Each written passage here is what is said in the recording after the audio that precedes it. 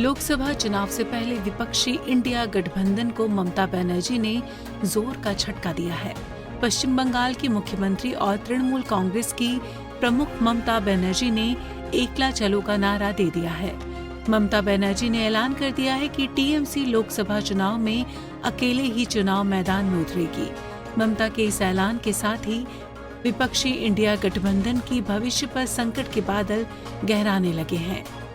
ममता बनर्जी के ऐलान के बाद इंडिया गठबंधन को लेकर कई तरह के सवाल उठने लगे हैं। इस बीच पूर्व मुख्यमंत्री हरीश रावत का बड़ा बयान सामने आया है।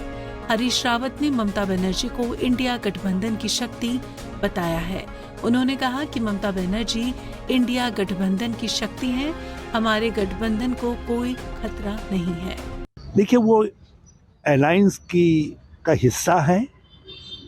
सीटों का गठबंधन क्या होगा वो अलग बात है, लेकिन अलायंस की महत्वपूर्ण नेता है उसकी, बल्कि जो इंडिया नाम है वो उनके और राहुल जी के सत्परामर्श से ही आगे आया है। तो ममता बनर्जी जो है एक प्रकार से हमारी शक्ति है।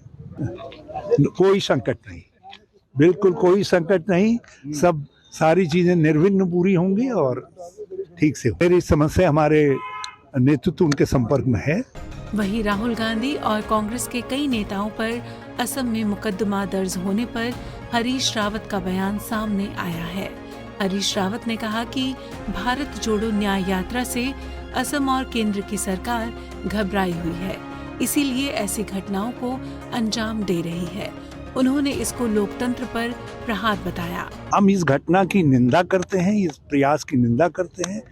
राहुल जी भारत जोड़ो न्याय यात्रा के में जैसे ही लखीमपुर घुसे, लखीमपुर से जोरहाट तक जगह जगह बाधाएं डालने की कोशिश की गई और गुवाहाटी में, खानपारा में तो इंतहा कर दी गई। हमारे नेताओं के ऊपर हिंसक हमला भी हुआ, राहुल गांधी जी के ऊपर हिंसक हमला करने की कोशिश की गई और शंकर देव जी वैष्णव संत जिन्होंने जिस तरीके से भारत जोड़ो अभियान में राहुल जी निकले हैं, उसी तरीके के उत्तर पूरब को जोड़ो इस अभियान में शंकर देव जी निकले थे। उनके मंदिर में जाने से उनको रोका गया। एक बात बिल्कुल दिन के उजाले की तरीके से साफ है कि भारत जोड़ो न्याय यात्रा से केंद्र सरकार और असम की सरकार घबराई हुई है। इसीलिए वहाँ के मुख्यमंत्री बार बार ऐसे अड़ंगे डाल रहे हैं, कभी रूट बदल दे रहे हैं, कभी उनको मंदिर में नहीं जाने दे रहे हैं, कभी उनके ऊपर भीड़ से हिंसक हमला करवा रहे हैं। तो हम इन सारी घटनाओं की निंदा करते हैं। ये लोकतंत्र के ऊपर प्रहार है और इससे एक बात बिल्कुल साफ हो गई है कि केंद्र सरकार श्री राहुल गांधी जी से और इंडिया गठबंधन से घबराई। हरिद्वार से पंजाब केसरी टीवी के लिए राजकुमार पाल की रिपोर्ट।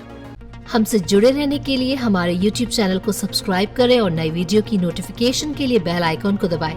अगर आप ये वीडियो Facebook पर देख रहे हैं तो लाइक जरूर करें और ज्यादा से ज्यादा शेयर करें। धन्यवाद।